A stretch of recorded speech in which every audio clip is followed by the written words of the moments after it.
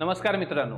सध्याच्या परिस्थितीमध्ये सरळ सेवेचा अभ्यास करणाऱ्या विद्यार्थ्यांच्या मनामध्ये एक गोंधळ निर्माण झालेला आहे. तो म्हणजे काय आहे, की ज्या होणाऱ्या 2026 मधल्या ज्या एक्झाम आहेत, विविध प्रकारच्या एक्झाम्सच्या ज्या जाहिराती आहेत, आफ्टर इलेक्शन येणारच आहेत.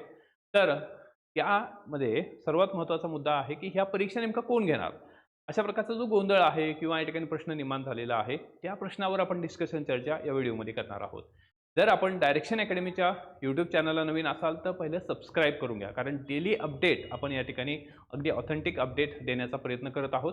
तर त्यासाठी तुम्ही सबस्क्राईब करणं गरजेचं आहे. तर आजच्या व्हिडिओमध्ये ही जी होणारी जी परीक्षा आहे 2026 मधल्या ज्या एक्झाम्स आहेत त्या नेमकं कोण कंडक्ट करणार आहे, मग त्यामध्ये MPSC आहे का IBPS आहे का TCS आहे, आणि त्या संदर्भात 2025 मध्ये सरकारचा आलेला GR, आणि त्याचबरोबर नुकतंच UP Uttar Pradesh public commission जे आहे त्यांचे अध्यक्ष महाराष्ट्राच्या MPSCच्या अध्यक्षाला ऑफिसला त्यांनी भेट दिली. ओके, मग या बाबतीमध्ये या ठिकाणी महत्त्वाची घडामोड झाली की ती म्हणजे काय आहे, की ही जी एक्झाम आहे किंवा या ठिकाणी सरळ सेवेच्या एक्झाममध्ये मोठा रिफॉर्म किंवा बदल केला जाईल. मग आता सरळ सेवेच्या ह्याच्यामध्ये बदल केला जाईल म्हणजे काय आहे, तर ही परीक्षा किंवा ह्या ज्या सर्व परीक्षा आहेत, ओके, मॅक्सिमम ज्या एक्झाम आहे सरळ सेवेमधल्या त्या कोणाकडे जाऊ शकतात? MPSC कडे जाऊ शकतात. पॉसिबिलिटी आहे, कारण त्यासाठी सरकारनं तशा पद्धतीचे पावलं टाकलेले आहेत. कारण गेल्या वर्षी किंवा याच्या अगोदर IBPS किंवा TCSनं ज्या एक्झाम घेतल्या होत्या त्या TCS किंवा IBPSनं घेतलेल्या एक्झाममध्ये अनेक प्रकारचा गोंधळ किंवा गैरप्रकार या ठिकाणी झाला होता, आणि हा गैरप्रकार होऊ नये यासाठी विद्यार्थ्यांचीच मागणी होती की ह्या संपूर्ण जे एक्झाम आहे त्या कोणी घ्याव्या? MPSCनं कंडक्ट कराव्या. आणि जे काही विद्यार्थ्यांच्या प्रतिक्रिया आहेत त्या मुख्यमंत्र्यांनी सुद्धा त्याला होकार दिला, आणि त्यानंतर या ठिकाणी ह्याच्यावर समिती सुद्धा गठीत करण्यात आली. नंतर एक GR सुद्धा पब्लिश करण्यात आला की हे जे TCS IBPSचं जे टेंडर आहे ते काय आहे, डिसेंबर 2025 पर्यंतच हे टेंडर आहे. त्यानंतर या ठिकाणी काय आहे, ह्या संपूर्ण परीक्षा ह्या कोण घेणार आहे? MPSC घेणार आहे, अशा प्रकारचं परिपत्रक त्यांनी काढलं होतं. ओके, आणि नुकतंच काय झालेलं आहे की उत्तर प्रदेशचं जे आयोग आहे त्या आयोग आपल्या MPSC कडे आलेलं होतं आणि त्यांनी डिस्कशन चर्चा केलेली आहे.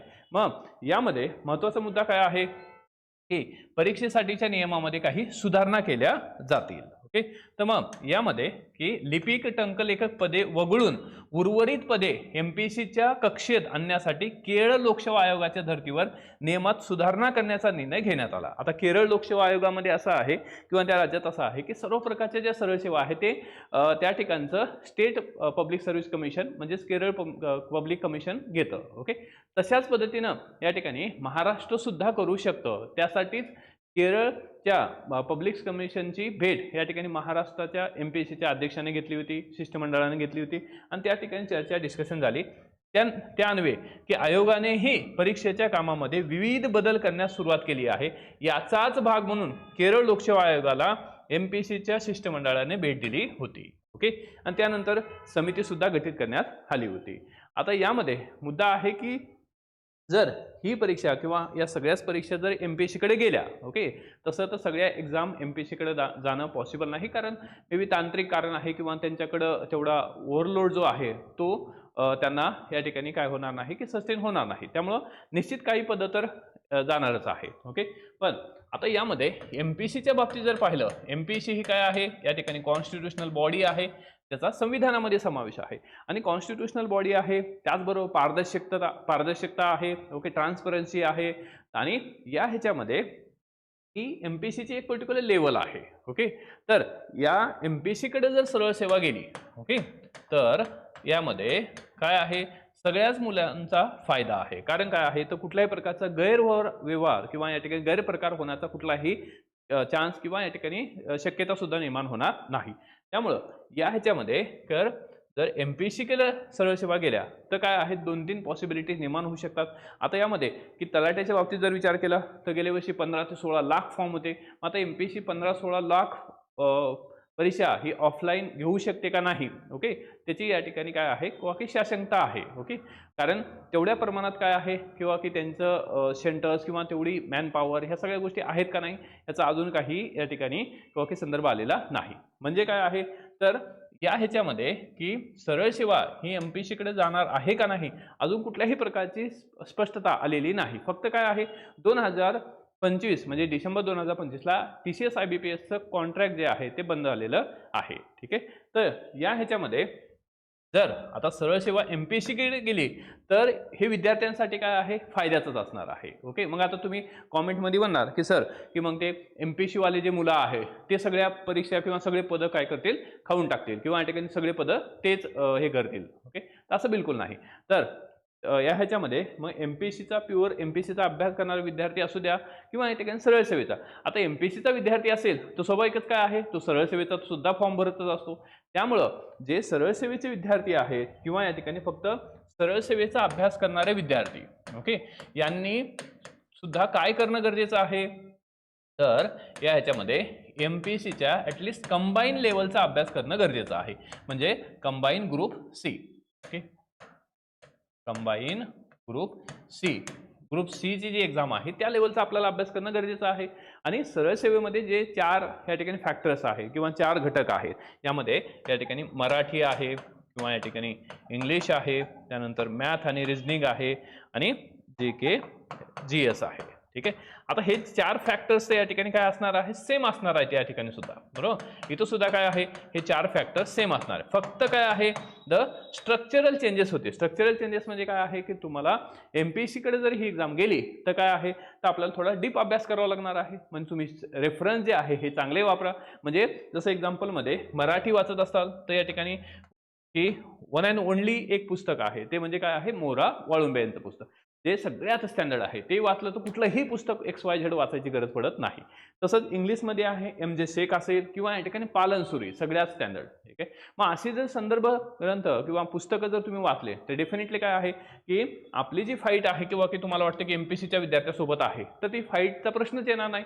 कारण तुम्ही सुद्धा त्या लेवलनं अभ्यास करणं गरजेचं आहे. ठीक आहे. त्याच्यामध्ये सरळ सेवा आपण करतोय म्हणजे काही या ठिकाणी किंवा की कमी अभ्यास करावा असा बिलकुल नाही. पण जर MPSC कडे परीक्षा गेली तर सरळ सेवेला जसे प्रश्न येतात की या ठिकाणी किंवा की गोदावरी नदीची उपनदी कोणती आहे ओके तर असे छोटे छोटे जे प्रश्न आहेत ते या ठिकाणी काय आहे किंवा की कमी येतील.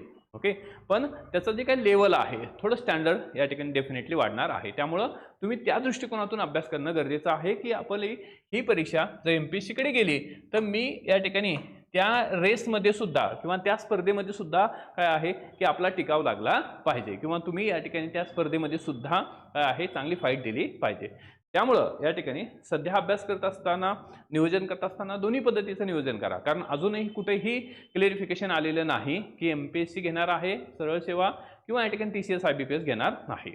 पण या ठिकाणी की काही दिवसामध्ये ते जरूर या ठिकाणी की स्पष्ट होईल की सरकारमार्फत की नेमकी परीक्षा कोण घेणार आहे. ठीक आहे. आणि हे इलेक्शन झाल्यानंतर विविध प्रकारच्या ॲड येतील त्या दरम्यान आपल्याला इथं स्पष्टता होणार आहे. त्यामुळे सध्याच्या परिस्थितीत कुठल्याही प्रकारच्या चर्चा डिस्कशन न करता फोकस ठेवा.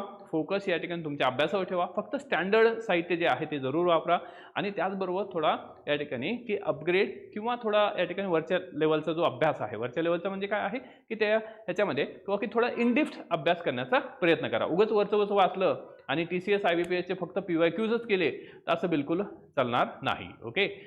TCS IBPSने घेतली तर ठीक आहे. ओके. त्यांचे PYQs तुम्हाला कामाला येणार आहे. पण या ह्याच्यामध्ये की गैरप्रकार जे आहेत हे मोठ्या प्रमाणात झाले होते. त्यामुळे सरकार काय करू शकतं की या ठिकाणी हा सगळा जो कारभार आहे तो MPSC कडे देऊ शकतं. ठीक आहे. ते या पॉसिबिलिटी ठेवून तुम्ही अभ्यास करणं गरजेचं आहे. आता यामध्ये तुमच्या काही डाऊट असतील शंका असतील तर जरूर विचारा. कारण अजून कुठल्याही प्रकारची स्पष्टता झालेली नाही. त्यामुळं तुम्ही तुमच्या अभ्यासावर फोकस ठेवा. हे 4 जे टॉपिक आहे हे स्ट्रॉंग करा. रिव्हिजन प्रॅक्टिस ह्या सगळ्याच गोष्टीसाठी आवश्यक आहे. ठीक आहे. त्याचबरोबर ज्या विद्यार्थ्यांना वाटतं की आपल्याला या ठिकाणी योग्य मार्गदर्शन योग्य गायडन्स पाहिजे योग्य डायरेक्शन पाहिजे त्यासाठी स्पेशल आपण या ठिकाणी की सरळ सेवेच्या बॅचेस लॉन्च केलेल्या आहेत ज्यामध्ये सगळ्यांचे डेमो लेक्चर सुद्धा अवेलेबल आहेत. अगदी या ठिकाणी दर्जेदार फॅकल्टी आपण या ठिकाणी सरळ सेवेसाठी ठेवलेली आहे. तर त्यांचे सगळ्यांचे लेक्चर जे आहे तुम्हाला यूट्यूबला ॲज वेल ॲज आपल्या ॲपला सुद्धा अवेलेबल आहे. त्याचबरोबर स्पेशल तलाठी बॅच आहे. अगदी नाममात्र शुल्क ठेवलेलं आहे ज्यामुळे तुम्हाला की सर्व प्रकारचे लेक्चर्स आहेत अनलिमिटेड वॉच आहे 1 वर्ष व्हॅलिडिटी नोट्स असतील आणि टेस्ट सिरीज सुद्धा असतील. ओके. तर हे सगळं तुम्हाला या ठिकाणी अवेलेबल आहे. त्यासाठी तुम्हाला डायरेक्शन अकॅडमीचं ॲप डाउनलोड करायचं आहे. त्याचबरोबर तुम्हाला डेली जे आपण अपडेट देतो त्यासाठी टेलिग्राम चॅनल जरूर जॉईन करा. आणि जर काही क्युरी असेल तर या नंबरला तुम्ही कधीही या ठिकाणी व्हॉट्सअप करू शकता. 24 आवर्स या ठिकाणी सर्व्हिस किंवा या ठिकाणी सुविधा अवेलेबल आहे. ठीक आहे. आय होप तुम्हाला थोडाफार तरी या ठिकाणी या लेक्चरमधून धीर मिळाला असेल. तर अभ्यास करा. ओके. आणि कॉन्फिडन्सली अभ्यास करा. 4 टॉपिक आहेत, 4 टॉपिक स्ट्रॉंग करा. ठीक आहे. MPSCकडे गेलं तरी सुद्धा या ठिकाणी तुम्ही त्या रेसमध्ये पुढे असले पाहिजे. Okay. Thank you. All the best. Jai Hind.